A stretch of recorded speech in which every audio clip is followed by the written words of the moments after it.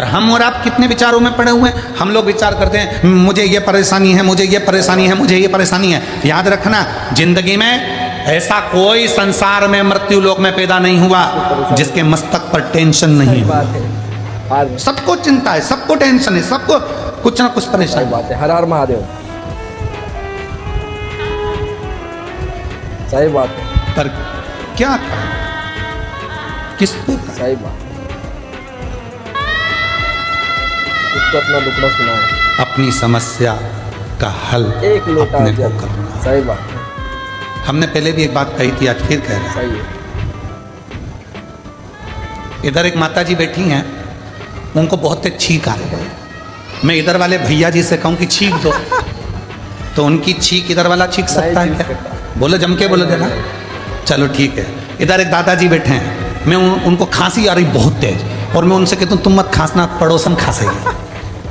ऐसा खांसने से काम चल जाएगा क्या? जम के बोलो।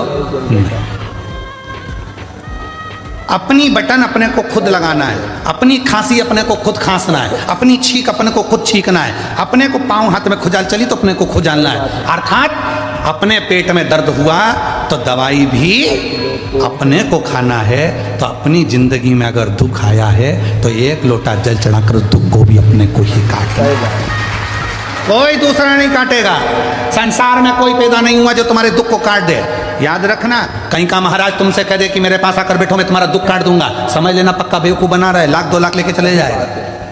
सब बेवकूफ बना रहा है। कोई किसी का दुख नहीं काट सकता। संसार में कोई पैदा नहीं हुआ कि किसी का दुख काट दे। भगवान राम की जिंदगी में भी दुख आया था, 14 वर्ष का वनवास आया था, बड़े बड़े गुरु उनके पास में थे, विद्वान विद्वान उनके ऋषि उनके पास में थे, वो भी राम जी का दुख नहीं काट पाए। क्यों? राम जी ने पूछा मेरी जिंदगी में दुख आया, सीता मैया की जीवन में दुख आया था, इतने बड़े बड़े उनके पिता जनक जैसे विद्वान थे, तो दुख का नहीं काट पाए। क्यों? क्योंकि जो हमारे पिछले कर्म का भोग है वो हमको खुद भोगना पड़ेगा, अपना दुख खुद को काटना पड़ेगा, कोई नहीं काटे। हर हर महादेव। सारी समस्या का हल एक लोटा जल, और वो एक लोटा जल तुम्हें चढ़ाना पड़ेगा, तुम्हें। इसलिए शिव महापुराण की कथा बार बार कहती है कि एक लोटा जल लेकर मंदिर जाओ, एक लोटा जल लेकर मंदिर जाओ, एक लोटा जल लेकर मंदिर जाओ। क्यों? क्योंकि तुम खुद चल कर जाओगे, उसके दरवाजे पर तुम्हारा अपना दुख है वो स्वयं काटेगा। बेटे का वो खुद काटेगा, बेटी का वो खुद काटेगा। अब मालूम पड़े तो तुम सोचो कि मेरी बेटी के लिए मैं कुछ कर दूं गुरुजी, मेरे बेटे के लिए मैं कुछ कर दूं गुरुजी। जिसके कर्म का जिसको भोग। सही बात है। और अगर किसी के करने से हो सकता है तो करके देखो। सही बात है। सही है। शादी में कौन कौन जाते हैं? हाथ उठाओ जितने लोग शादी में जाते हैं, जम के हाथ उठाओ जरा सभी लोग।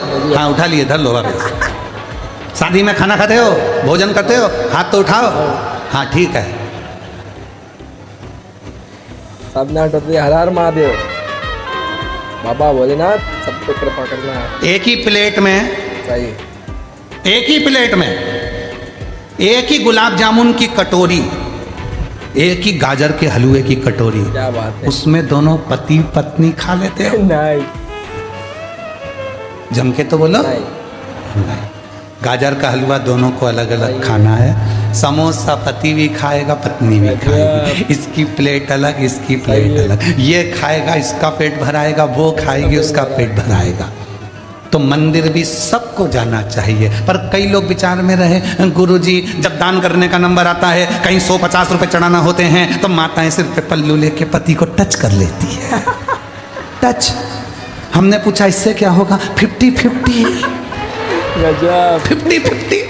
तो हमने कहा ठीक है, अब मिल कहीं की शादी में, और जो शादी में मिली उसके हाथ में प्लेट थी पति के हाथ में, हमने उसकी पत्नी से कहा टच कर ले, वो खाएगा तुझे मिल जाएगा।